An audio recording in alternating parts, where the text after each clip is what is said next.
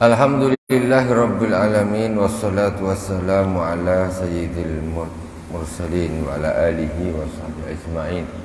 Subhanaka la ilma lana illa ma 'allamtana innaka antal alimul hakim. Rabbi israh li sadri wa yassir li amri wa hlul 'uqdatam min lisani yafqahu qawli. Allahumma shalli ala sayyidina Muhammadin tibbil qulubi wa dawaiha وعافية الأبدان وشفائها ونور الأبصار وضيائها وعلى آله وصحبه أجمعين إلى حضرة النبي المصطفى محمد صلى الله عليه وسلم جميع إخواني من الأنبياء والمرسلين والصحابة والتابعين وتابعي التابعين وجميع الأولياء والصحابة والصالحين وجميع شيخنا في الدين وسن أبو يسين محمد بن علي الملك الحسني وأبو يسين أحمد بن سلمان محمد الملك الحسني أمدنا الله بمدده وأفاض علينا من بركاتهم وأنوارهم وعلومهم في الدين والدنيا والآخرة بسر الفاتحة. أعوذ بالله من الشيطان الرجيم. بسم الله الرحمن الرحيم. الحمد لله رب العالمين الرحمن الرحيم مالك يوم الدين إياك نعبد وإياك نستعين اهدنا الصراط المستقيم صراط الذين أنعمت عليهم غير المغضوب عليهم ولا الضالين آمين. Bismillahirrahmanirrahim. Jamaah yang dirahmati Allah Subhanahu wa taala, kaum muslimin dan muslimat di mana saja berada yang dirahmati Allah, subuh ini kita akan mengambil hikmah dari Al-Imam Syaiban Al-Musab radhiyallahu taala anhu. Syaiban Al-Musab abidun min uqala'il majanin bi Jabal Lubnan. Syaiban Al-Musab termasuk seorang yang ahli ibadah, min uqala'il majanin, termasuk orang-orang pinternya orang gila. Maksudnya gini, dia itu sebetulnya tak gila, cuma orang nganggap dia itu gila. Jadi bahasanya min uqala'il majanin, termasuk orang-orang yang berakalnya orang-orang yang gila. Orang yang pintar-pintar, yang berakal tapi dianggap gila. Tinggalnya di Jabal Lubnan, di Lubnan sana, Lebanon. Ada gunung di sana, dia tinggal di sana. Qala Salim, baina ana sa'irun ma'a Dhinnun fi Jabal Lubnan. Qala makanak hatta a'ud. Faghaba bil jabali 3 ayyam. Faraja'a mutaghayyiran laun. Al-Imam Salim mengatakan, ketika saya berjalan bersama Imam Dhinnun di sebuah gunung di Lubnan, berdua jalan. Pas sampai di gunung sana, Imam Dhinnun mengatakan, makanak hatta a'ud, kau di situ saja ya sampai aku balik. Tidak masuk ke dalam gunung situ. Kau tunggu aku di situ sampai aku balik. Faghaba fil jabali 3 ayyam. Si Imam Salim diwasiatin gitu, ya sudah, yalah aku tunggu sampai engkau balik. Ternyata Imam Dhinnun ketika dia masuk ke gunung tadi 3 hari dia tak balik. Setelah 3 hari dia baru balik. 3 hari masuk. Faraja mutaghayyiran laun. Ketika pertama dia keluar dari gunung tuh, nampak mukanya pucat 3 hari. Fakultu As-sabu'un aradak. Kata Imam Salih, apakah engkau ni dikejar binatang buas? Kok pucat gitu? Kenapa ada binatang buas mau memangsa engkau? Faqala zani min takhwifil basyariyah. Kata Imam Zinnun, tak usah, aku nih bukan takut masalah urusan manusia, urusan apa nih, ya, urusan kulit, urusan badan gitu.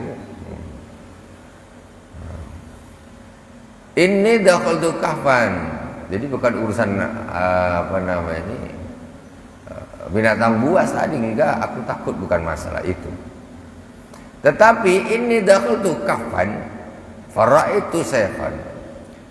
Tetapi saya tuh masuk ke dalam sebuah gua. Kemudian di dalam gua itu aku menemui seorang syekh, orang tua. Ka'annama kharaja min qabrin wa huwa yusalli. Jadi aku lihat syekh itu seolah-olah dia ini baru keluar dari kubur dan dia sedang sholat. Maksudnya orang keluar dari kubur dia macam mana? Orang ini dari kubur ditanam, ditimus tanah, gitu kan? Bangun orang dari kubur macam mana? Tentu badannya ya kayak gitu, nggak mungkin bersih rapi, itu tidak mungkin. Jadi kayaknya dia ini dia baru bangun dari kubur, ya, dan dia sedang sholat di dalam gua itu. Fasallamtu alaihi ba'da ma sallam.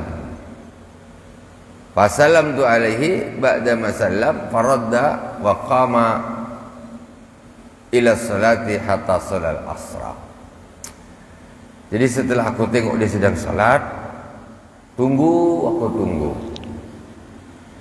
Ketika dia assalamualaikum warahmatullah, assalamualaikum warahmatullah, Imam Zinnun langsung ketika orang ini dah salam sah ini, langsung dia fasalam tu alaih, maka aku mengucapkan salam kepadanya, assalamualaikum warahmatullahi wabarakatuh. Faradda wa qama ila salam.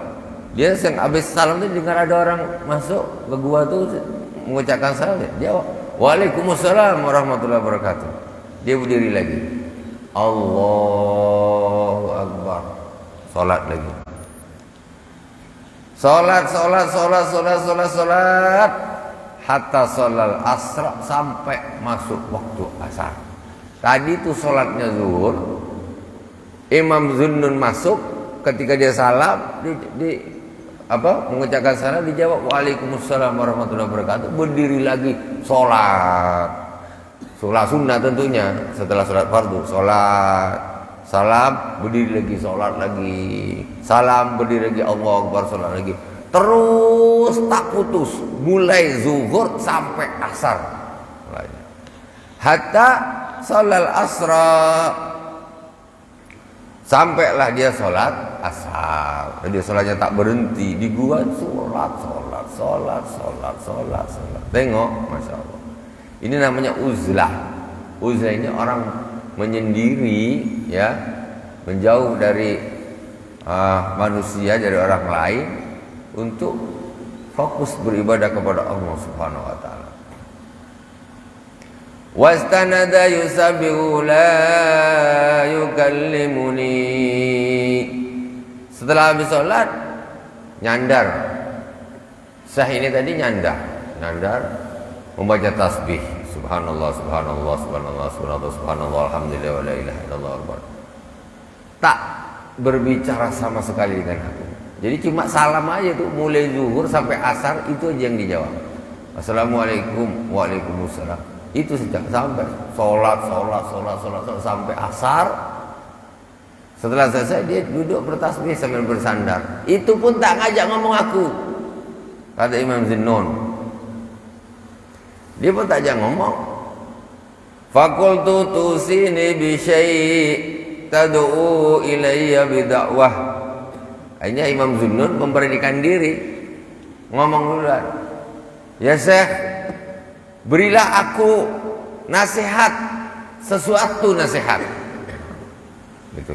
Orang-orang gitu sering, orang-orang soleh-soleh itu dia datang kepada seorang ya, orang alim, dia datang minta apa? Beri aku nasihat, beri aku nasihat, beri aku nasihat. Itu mintanya. Jadi berilah aku nasihat sesuatu, doakanlah aku dengan satu doa. Pokoknya aku didoakanlah, apa terserah, pokoknya aku didoakan. Mintanya gitu. Qala anasakallahu biqurbi, thumma sakat.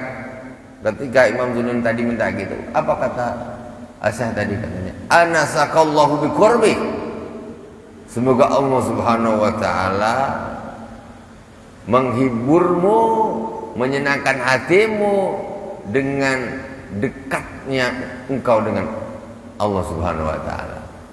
Semoga Allah menghiburmu, menyenangkanmu dengan dekatnya dengan Allah Subhanahu wa taala.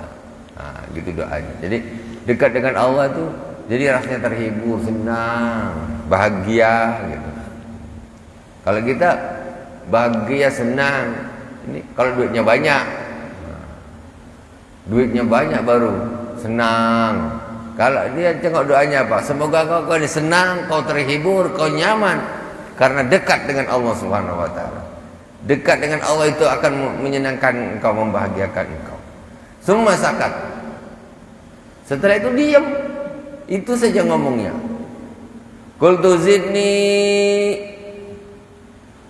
Kemudian kataku, Imam Zin al-Misri, tambahi lagi. Ya Syekh, tambahi lagi ya Syekh. Jangan cuma itu, tambahi lagi. Qala man anasahu Allah ta'ala biqurbihi atahu arba khisal. Kata Syekh, barang siapa yang dihibur oleh Allah Subhanahu wa taala, disenangkan hatinya oleh Allah Subhanahu wa taala dengan kedekatan dengan Allah Subhanahu wa taala, maka Allah akan memberinya 4 hal. Jadi barang siapa yang nyamannya hatinya, senangnya hatinya itu dengan dekatnya dia kepada Allah Subhanahu wa taala, maka Allah akan memberinya 4 hal. Pertama, izan min ghairi ashirah. Dia akan mulia, dia agung tanpa dia apa namanya ashirah.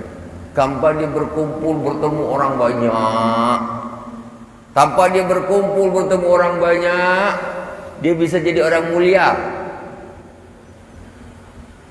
Sekarang orang jadi mulia, terkenal, sebabnya apa? Sebab dia kumpul orang banyak, ketemu ini, ketemu ini, ketemu ini, bikin ini, di sana ada, di sana ada, di sana ada dia. Di sana melakukan satu hal, melakukan satu hal. Sehingga itu orang hebat. Hebat dia, luar biasa. Karena dia banyak melakukan hal bersama manusia, banyak. Jadi mulia, tetapi karena dia banyak gerak, banyak melakukan suatu hal-hal di lapangan, di masyarakat. Tapi kalau ada orang dia hatinya itu bahagia, senang karena dia betul-betul dekat dengan Allah Subhanahu wa taala, macam tadi ini imam ini di dalam gua aja sendiri mendekatkan diri kepada Allah, tapi dia hatinya terhibur, senang, Allah bahagiakan hatinya. Ini orang seperti ini akan dapat 4 hal. Yang pertama, mulia dia, agung dia, tanpa dia bertemu dengan, bergabung dengan apa, dengan orang banyak. Wa ilman min ghairi talab, dan Allah akan memberinya ilmu tanpa dia cari. Ini namanya ilmu laduni, pandai tanpa belajar. Tak masuk akal. Ya masuk akal lah. Kenapa tak masuk akal? Ya. Karena ilmu itu asalnya dari Allah Subhanahu wa taala. Subhanaka la ilma lana illa ma 'allamtana. Maha suci Engkau, maka kami tidak mempunyai ilmu kecuali yang Engkau ajarkan kepada kami. Kita ni bodoh semuanya. Kita didapat ilmu karena Allah itu memang mengajarkan kepada kita. Allah kasih kita ilmu. Kalau tak, mana kita tahu apa-apa, kita ni bodoh. Jadi ketika seorang dia fokus mendekatkan diri kepada Allah Subhanahu wa taala, ibadah, bahagia dia akan Allah akan beri dia ilmu tanpa dia cari, tanpa dia belajar. Tanpa belajar sana, belajar sana. Tiba-tiba ilmu itu ada permasalahan tuh dia bisa jawab, dia bisa. Kok bisa? Iya, semua ilmu ini aslinya dari Allah Subhanahu wa taala. Ketika orang dekat dengan Allah Subhanahu wa taala, mudah saja Allah kasih. Jadi bisa. Padahal tak pernah belajar kok tahu nih. Iyalah. Jadi ada ilmu yang didapat ya dengan cara talab. Talab belajarlah macam kita gini belajar. Mulai A, ba, ta, sa, ja, terus naik lagi Al-Quran, belajar tajwid, belajar fikih dan lain sebagainya, terus belajar. Itu pakai talab. Tapi ada orang nampak dia tak pernah punya, tapi ibadahnya luar biasa, tapi tak tanggung. Itu orang seperti itu Allah yang mengajarkan ilmu itu langsung kepadanya. Ini namanya ilmu laduni, ilmu yang langsung diberikan, diajarkan Allah Subhanahu wa taala kepada kita. Itu yang kedua. Kemudian yang ketiga, wa unsan min ghairi jamaah. Terhibur tanpa dia akan terhibur, akan senang hatinya tanpa ketemu orang banyak. Hati senang tanpa ketemu orang banyak. Kalau kita macam mana? Aduh, suntuk ya. Yuk kita jalan-jalan yuk. Pergi makan sana di Kosal Arya gini. Mana kita? Ke Pantai Pelawan yuk. Dan untuk apa? Hibur hati. Tiap hari depan meja stres katanya. Kita jalan-jalan. Jadi nak cari kebahagiaan harus ketemu orang banyak. Yuk kita bikin acara gini yuk. Yuk kita reuni yuk. Yuk bikin ini yuk. Acara ini makan-makan yuk. Ketemu. Senang hati rasanya. Tapi kalau orang yang seperti ini, dia wa unsan min ghairi jamaah, dia akan merasa hibur, tersenang-senang tanpa dia bertemu dengan orang lain. Duduk sendiri, jangan dikira dia susah, dia jauh lebih bahagia daripada orang yang duduk di lobi hotel, makan tinggal pilih, bersenda gurau hahaha kesana kesini, apa semuanya ada. Belum tentu orang itu lebih bahagia, lebih terhibur. Dia duduk sendiri saja, ibadah aja, baca tasbih apa. Tapi Allah Subhanahu wa taala memberinya kenyamanan, kebahagiaan di dalam hatinya. Karena yang mempunyai kebahagiaan itu semuanya Allah Subhanahu wa taala, Allah yang ngasih. Tuh. Kemudian wa ilman min wa ghinan, ketinggalan satu ya. Yang keempat, yang ketiga wa ghinan min ghairi malin wa unsan min ghairi jamaah. Yang ketiga ketinggalan wa ghinan min ghairi malin. Dan Allah akan memberinya kaya tanpa harta. Orang kaya kok nggak punya duit nih macam mana? Kalau kita bilang melarat lah, papa kedana tak punya duit. Tapi orang kalau sudah seperti ini, dia kaya walaupun dia tak pegang duit. Kadang-kadang dia ada duit pun dia tak mau. Aku gini dah bahagia, sangat bahagia. Untuk apa duit lagi? Kalau kita kebahagiaan kita ini tolak ukurnya pakai duit.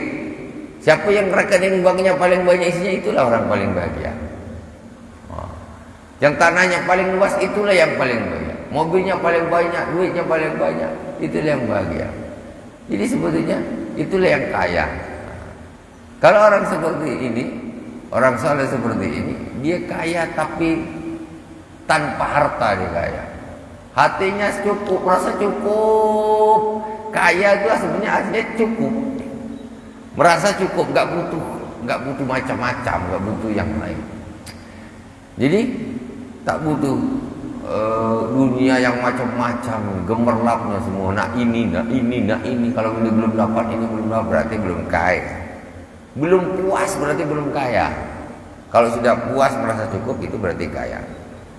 Jadi orang-orang ahli ibadah kayanya bukan diukur pakai harta. Ada seorang,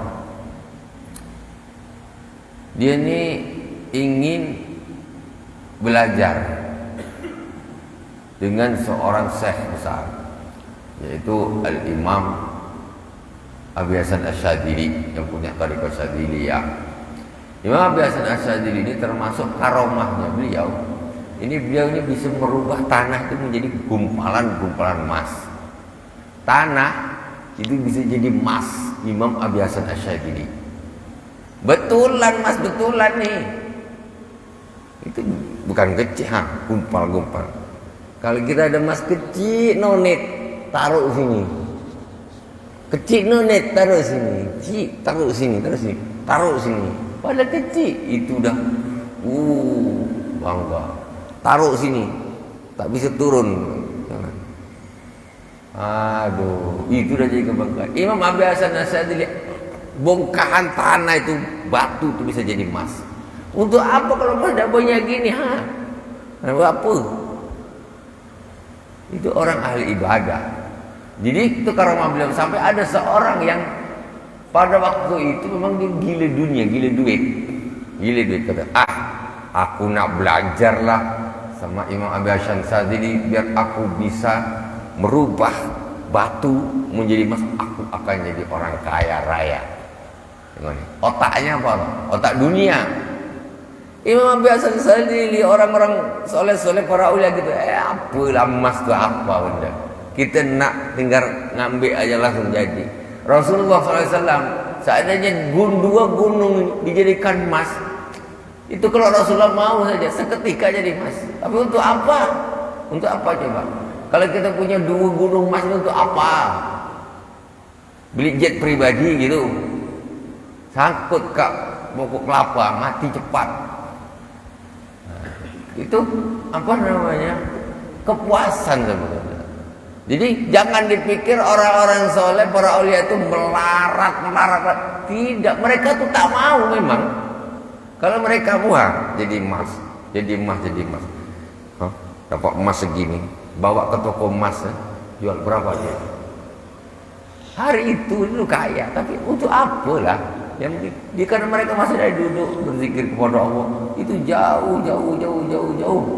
lebih bahagia daripada naik mobil yang paling mahal di dunia ini. Ada supir pribadinya, semua disiapkan. Ini lebih bahagia gini dunia. Makanya untuk apa? Kita carikan kebahagiaan. Kalaulah begini saja sudah bahagia, untuk apa lari ke yang lain? Jadi ada orang ini dia kepengen belajar kepada Imam Abi Hasan Asyadzili, kepengen jadi orang yang kaya. Nanti kalau aku sudah bisa merubah itu, maka aku akan jadi orang kaya. Jelas sudah, macam mana tak kaya? Ada tanah, batu kok bisa jadi emas, kamu tak super kaya. Oke. Pergilah dia ke Imam Abi Hasan Asyadzili. Sampai ke Imam Abi Hasan Asyadzili, dia mengutarakan maksudnya, ya Imam, aku ingin menjadi muridmu. Aku ingin menjadi muridmu. Aku ingin belajar ilmu merubah batu, merubah tanah menjadi emas dengan engkau. Karena sudah makruf sekali Imam Abi Hasan Asyadzili punya karomah, itu namanya karomah. Seperti itu. Kata Imam Abi Hasan Asyadzili, betul. Oh kamu. Dah. Kalau kau betul, mudah saja syaratnya. Sekarang begini, kalau kau nak betul-betul belajar, dah. Syaratnya gini saja. Kamu setiap kamu pergi ke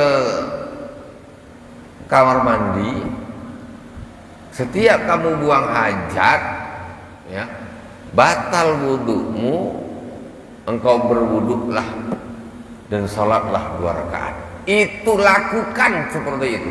Jangan pernah berhenti. Maksudnya ketika terjadi itu masuk ke toilet atau apa, buang hajat, harus wudu, salat 2 rakaat. Wudu, salat 2 rakaat. Itu saja. Katanya, senang aja kalau gitu, dikira macam-macam aja dikiranya. Nah, merubah emas, batu, tanah jadi gitu saja. Oh, siap, bisa. Oke. Sudahlah, dimulai dari hari pertama. Imam Hasan Asyadzili setelah mewasikan itu dilakukan oleh orang yang mau jadi muridnya. Hari pertama masuk kamar mandi, tentu buang hajat, wudu, mbak, belum ada sanyo, mana ada sanyo dulu, gini dia, krek, ataupun gini, tak ada katrol pun kayaknya belum ada ya, pakai gini lah, langsung. Nah, untuk wudu selesai salat, Allahu Akbar, salat 2 rakaat. Assalamualaikum warahmatullahi, assalamualaikum warahmatullahi. Kemudian nak buang hajat, dalam berapa jam buang hajat, batal, wudu lagi, nimba, sholat lagi, Allahu Akbar. Sekian jam, batal, buang hajat, wudu lagi, nimba, wudu, sholat, Allahu Akbar. Gitu toh. 1 hari, 2 hari, 3 hari, 1 pekan, 2 pekan, 1 bulan, 2 bulan, 3 bulan. Tambah hari dia merasakan kenikmatan sholat itu, tambah hari tambah bertambah. Soalnya tambah enak. Jadi masuk 3 bulan, 4 bulan, pokoknya kalau batal, nimba air, wudu, salat, Allahu Akbar, 2 rakaat, assalamualaikum warahmatullahi wabarakatuh. Salat fardu tentulah dilakukan, apabila salat fardu tidak. Salat fardu tetap dilakukan. Ini maksudnya di luar itu, ketika buang hajat atau batal, wudu terus sampai persis. Itu Imam Abi Hasan itu ditinggal sama Imam Abi Hasan Asyadzili. Jadi persis genap 1 tahun, ya, pas genap 1 tahun dia batal mau buang hajat, nimba air,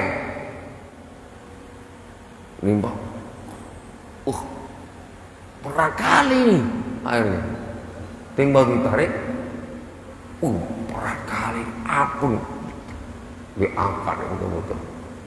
Ketika sampai di atas, di ember itu isinya dulu kan air, emas 1 ember.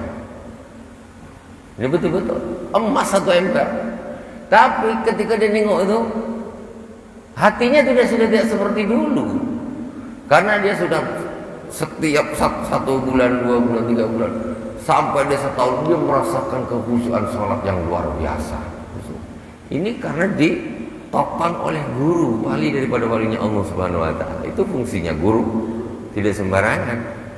Jadi Imam Abi Hasan Asyadzili itu orang guru, wali daripada, namanya al-wasil al-musil, orang yang sampai kepada Allah dan bisa menyampaikan murid-muridnya kepada Allah Subhanahu wa Ta'ala.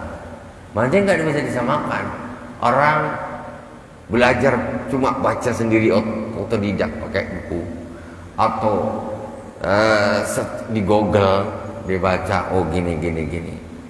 Google itu nggak bisa support, medianya pun Yahudi dan kan istilahnya. Jadi kalau ini Imam Abi Hasan Asyadzili, dia wali, dia bisa mensupport muridnya. Jadi di setiap kali sholat tambah khusyuk, nikmat sekali sholat. Persis setahun, ketika ditariklah ember itu ke atas penuh dengan emas, kata, ya Allah, aku tak mau ini, aku ingin air. Dibuang ya emasnya, buang, nimbal lagi ke bawah, tarik lagi, masih berat lagi, angkat lagi ke atas, masih emas lagi. Ya Allah, aku tak mau ini, aku kepengin air untuk aku berwudu, aku salat, aku bermunajat kepadamu. Itu yang lebih aku pilih daripada emas. Buang lagi emasnya, masukkan lagi ember ke dalam, ditarik, beratnya seperti biasa. Naiklah di situ air, dia berwudu, dia sholat, ya. Dan sholat ketika dia sholat kekhusyuan itu, dia merasakan kenyamanan, kebahagiaan jauh daripada dia dapat emas melimpah, harta melimpah. Disitulah sesungguhnya sebetulnya harta itu, kekayaan itu bukan yang nomor satu. Jadi orang-orang saleh, para aulia itu mereka bukannya tidak kaya atau apa kan? Mereka enggak, bukan itu tujuan mereka itu. Ya, karena mereka lebih mencari kebahagiaan itu bukan dari jalur harta, tetapi jalur dekat dengan Allah Subhanahu wa taala. Kita kan cari bahagia. Mana jalan yang mau kita ambil? Orang bisa bahagia karena duitnya banyak. Orang mungkin cari kebahagiaan dengan perempuan. Orang punya kebahagiaan dengan pangkat. Ada para orang-orang yang sedang mencari kebahagiaan dengan ibadah khusyuk, ya, sampai kepada Allah Subhanahu wa taala. Ini yang asli bahagia. Karena besok di akhirat, di surga, apa yang paling bahagia, kenikmatan terbesar adalah melihat wajahnya Allah Subhanahu wa taala. Itu di surga. Emas, permata, lulu, apa segala macam itu bukan tujuan. Lantai emas, permatanya, pintu surga apa segala itu punya. Itu orang ngerasa biasa aja. Tapi yang utama adalah memandang wajahnya Allah Subhanahu wa taala. Di situ kebahagiaan yang luar biasa. Makanya kita ini di dunia ini kadang-kadang tertipu. Orang kok gila-gila emas, ya Bu, Ibu ya. Emas itu apa, Bu? Emas itu besi, dia warna dia kuning. Kenapa orang suka orang nyari dan mahal? Karena sedikit, Bu. Emas itu orang cari itu kenapa kok mahal? Karena sedikit, orang rebutan. Cobalah emas itu banyaknya macam besi bangunan. Emas tuh yang warnanya kuning tuh banyak macam besi bangunan. Ada jembatan nak ngecor tuh pakai besi bangunan. Ini pakai emas semua ini. Jembatan apa, pagar, tiang listrik, tiang apa. Banyak, namanya banyak. Jadi pakai emas mah. Kira-kira Bu, ibu-ibu nak tak gantungkan emas kecil nolik dekat sini, di leher sini jalan tak bangga ni. Apa tu tiang listrik lu bakal tu bangga gantungkan dekat sini. Jadi itu mahal, kenapa? Karena sedikit. Kita ni jangan ditipu. Karena jumlahnya sedikit. Permata, intan permata, kenapa mahal? Sedikit. Coba dia banyaknya kayak batu granit yang kita untuk bikin ngecor tuh kira-kira. Banyaknya gitu. Tapi memang Allah mencinta, memang itu jumlahnya sedikit. Nak ngecor, tiang mau, lori, kerap, permata semuanya. Masih kita nak gila kan ya? Bikin liontin dari permata. Kecil gini. Orang ngecor tuh bikin batu miring dulu pakai permata. Karena sedikit aja jadi gitu pada gila. Kalau banyak alat, mungkin kalau memang dibalik nih, permata itu jumlahnya seperti batu granit sedikitnya seperti permata. Macam mana orang? Batu granit itu Pak kecil dibikin di liontin sini. Batu granit, emas besi itu, emas untuk ngecor, ada besi dibikin. Karena sikit betul besi itu. Oh ini cantik nih, sikit. Bikin gelang lah ini orang bekalan besi dan lain sebagainya. Itulah dunia seperti itu. Mudah-mudahan Allah Subhanahu wa taala selalu memberi kita hidayah, kekuatan, taufik, hidayahnya agar kita selalu taat, istiqomah iman dan Islam, tambah hari tambah dekat dengan Allah Subhanahu wa taala. Allah menjadikan kebahagiaan kita dekat dengan Allah Subhanahu wa taala, dekat dengannya. Jadi dekat dengannya ini adalah kebahagiaan yang paling utama bagi kita. Semoga Allah merezekikan ini kepada kita semua. Alhamdulillah rabbil alamin. Subhanakallahumma wa bihamdik asyhadu an la ilaha illa anta astaghfiruka wa atubu ilaik. Wa sallallahu ala sayyidina Muhammadin wa ala alihi wa sahbihi wa baraka wa sallam. Alhamdulillahirabbil alamin. Wassalamualaikum warahmatullahi wabarakatuh.